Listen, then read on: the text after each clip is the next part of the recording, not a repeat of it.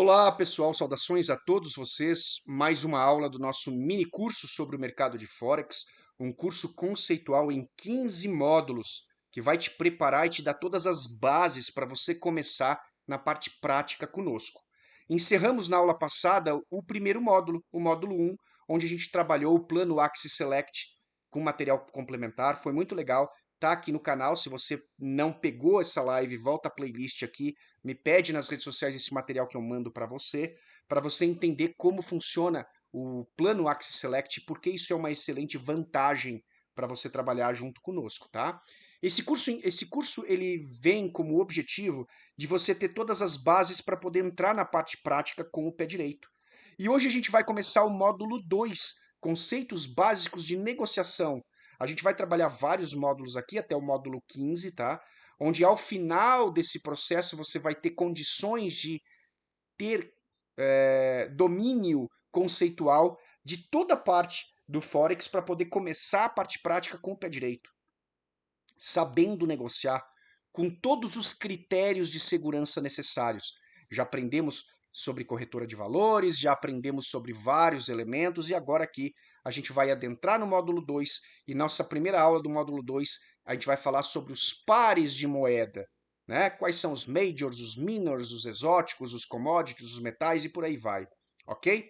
Então vamos lá compartilhar a tela do meu computador, opa, aqui, muito bem, sempre lembrando que se você tiver qualquer dúvida, você pode deixar o comentário aqui no YouTube, você pode entrar em contato comigo por e-mail, meu e-mail está na tela aí, mediador@gmail.com. Você pode entrar em contato comigo pelo Telegram, @tfmlacerda, tá? E aí a gente vai junto aí esclarecer da melhor maneira possível para você poder trabalhar no Forex com toda a segurança que você merece, tá? As principais paridades ou os pares de moedas dentro do Forex. Existem classificações que diz assim, em inglês que diz assim, as majors, que são as principais, as minors, que são as menores, exotics, que são as exóticas, index, né, esse index não tem acento, isso aqui foi um erro de digitação, né, em inglês não tem acento, que são os índices de mercado, de bolsa de valores, e os metals, que são os metais, ok? Dentro das corretoras de Forex, você trabalha esses pares no formato de CFD, Contract for Difference. A gente vai trabalhar aqui um pouquinho nesse sentido. Logo de cara, a gente adentra na primeira classificação, que são os chamados pares majors dentro do Forex. A tradução para major não é literal, tá? Mas ela quer dizer, digamos assim, os pares principais. E normalmente esses pares são considerados principais quando eles incluem o dólar americano. Isso é uma referência didática para você poder identificar. Então você olhou, por exemplo, uma moeda secundária, tá? Aqui embaixo a gente vai explicar. Junto com o dólar, esse par é considerado major ou principal, ok? Então, na verdade, como ele tem uma alta liquidez por conta do dólar ser uma das principais moedas do mundo em termos comerciais, normalmente esses pares possuem taxas menores, né? E a liquidez maior. Então, essas taxas como spread, comissão, swap, que são taxas que a gente vai ver em aulas posteriores, elas são mais acessíveis e, portanto, as moedas majors, ou os pares majors, elas costumam ser mais interessantes para quem está começando no mercado, tá? Então, você iniciante, existe tradicionalmente uma orientação. Começa no mercado operando os pares majors e também os minors, que são os segundos, tá? Evita a todo custo operar moeda exótica, commodity, índice. Por quê? Porque apesar de serem formatos semelhantes de CFD, esses pares já têm muito mais taxas, comissões, a contratuação dele já é diferente e a dificuldade de análise também maior, né? Então começa até você ganhar expertise, você ganhar todo domínio nos pares majors e minors. Aqui embaixo eu coloquei alguns exemplos, não estão todos, tá? Os exemplos dos pares principais eles vão dar mais ou menos 28 pares aqui entre majors e minors. Aqui eu coloquei os principais, então tu tem ali ó, o euro e o USD. Então você lê assim, euro contra dólar americano. Libra esterlina, que é o GBP, contra dólar americano. Dólar americano contra o iene japonês, que seria o USD JPY. Por que JPY? Porque Japanese Yen, ou seja, a sigla da moeda, ela é o correspondente à nomenclatura da moeda no idioma inglês, tá? O idioma inglês aí é o idioma oficial do Forex, digamos assim. Dólar americano contra o franco suíço. E nesse caso a gente já mencionou, mas você já pode reafirmar que cada moeda tem o seu símbolo, né? Com 3 letras definidos. Então, AUD USD, dólar australiano contra o dólar americano. USD CAD, dólar americano contra o dólar canadense. NZD USD, dólar neozelandês contra o dólar americano. Aqui eu coloquei as moedas em sequência de, digamos assim, de importância, de grau de importância dentro do Forex. Deixei o USD destacado. E vale salientar o seguinte, em alguns casos, tá?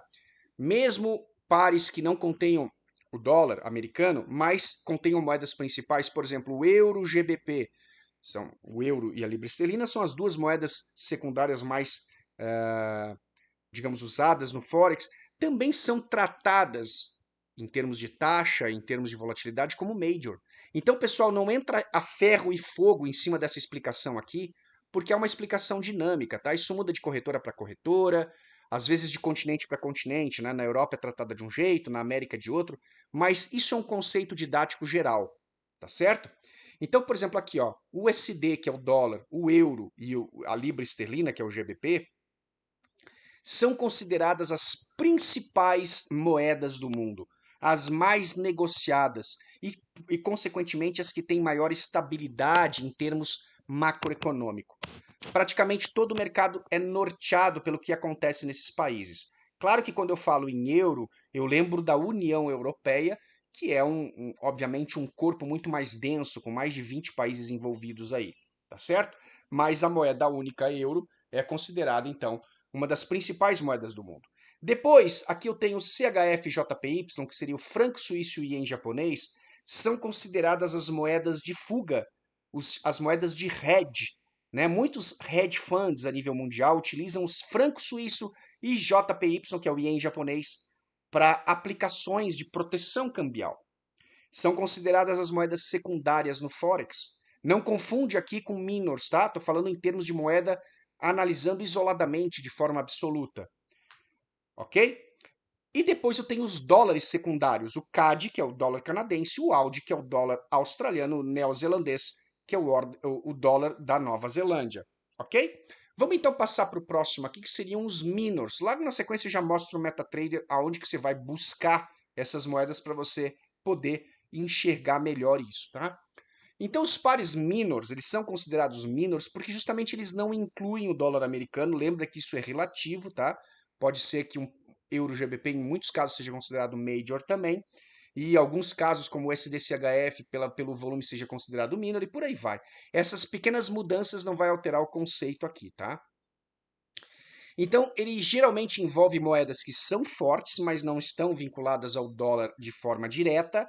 E, claro, possui algumas taxas mais avançadas, mais elevadas às vezes e tal. Então, eu também não coloquei todos os exemplos, tem outros exemplos aqui, mas coloquei os principais. Então, tu tem Euro GBP, Euro AUD, aí tem o GBP AUD que eu não coloquei, GBP, JPY, CHF JPY, AUD, JPY, AUD, NZD e por aí vai. Aqui também diferencia a dispersão delas, né? São alguns pares de baixa dispersão, a gente vai ver isso várias vezes, eu comento muito sobre isso nas minhas lives, você vai escutar demais eu falando sobre isso, tá? Então, normalmente o iniciante recebe essa orientação.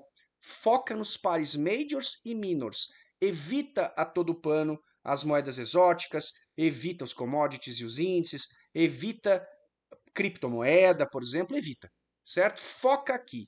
Com isso aqui você vai aprender e vai desenvolver tua habilidade e mais tarde, quando você tiver maior volume de conta, você consegue trabalhar os outros elementos, tá certo? Depois dos pares majors, que são os principais e os minors, tu tem então as moedas exóticas ou conhecidos pares exóticos dentro do Forex. Os pares exóticos incluem normalmente uma moeda forte, com uma moeda de um mercado emergente ou de um país cuja economia não é tão estável assim. É uma economia menor, tá? E aí você vai ver, por exemplo, a lira turca, a coroa norueguesa, a moeda sul-africana, a coroa sueca, a moeda de Hong Kong e o próprio real do Brasil.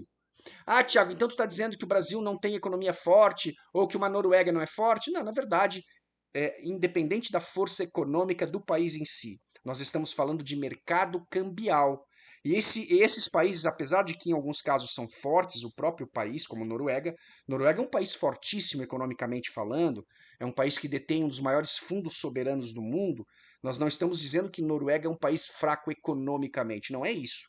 A gente está dizendo que o volume de negociação mundial da coroa norueguesa, que é a moeda oficial, é um volume muito baixo.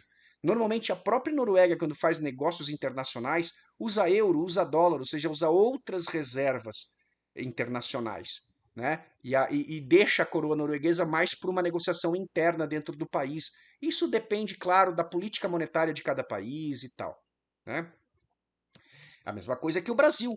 Quando o Brasil faz negócios internacionais, ele não negocia em real brasileiro, ele negocia em dólar, negocia em outras moedas, não é? Isso acaba trazendo uma característica para essas moedas desses países, que é uma baixa negociação mundial, o que transforma essa moeda em exótica dentro das corretoras. Por ter muito menos traders negociando, elas acabam trazendo para esse trader contratos diferenciados com muito maiores taxas e dificuldades de análise.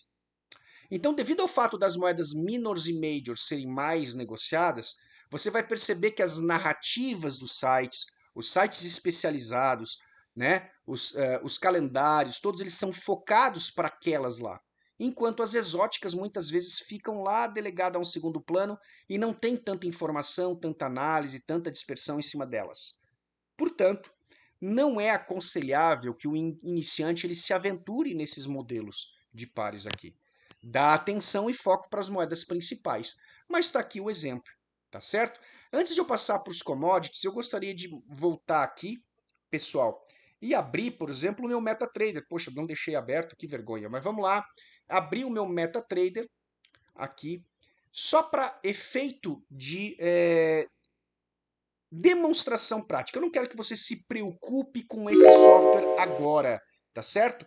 A gente vai ter aulas que vamos delinear todos os detalhes do setup do gráfico, por que eu coloquei esses indicadorzinhos bonitos aqui, o que significa e tal. Eu quero que você dê atenção a esse cara aqui ao lado, ó, que é o observação de mercado. Se no teu MetaTrader tiver assim, por exemplo, basta você vir em exibir observação de mercado que ele já aparece. Se o teu MetaTrader tiver assim, por exemplo, ó, com o navegador, você pode fechar o navegador ali e ficar só com essa observação de mercado.